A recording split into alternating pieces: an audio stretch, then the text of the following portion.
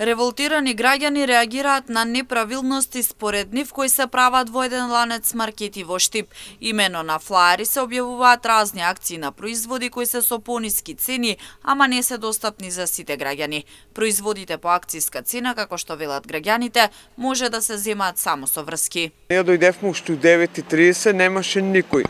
Влегуваме доле, нели се отвара вратата, влегуваме први да си го земеме шпорето, нели поред.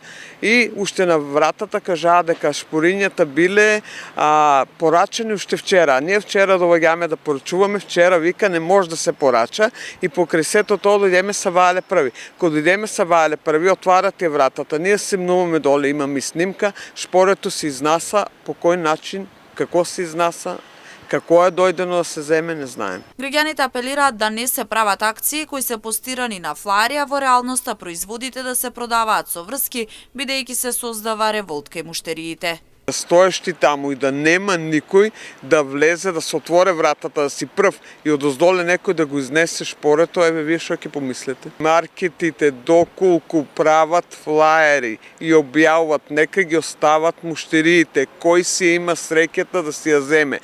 Тоа што го објавуват, ако сакат да го дадат на познати, на своји, да не го објавуват, да не стварат револт меѓу муштериите.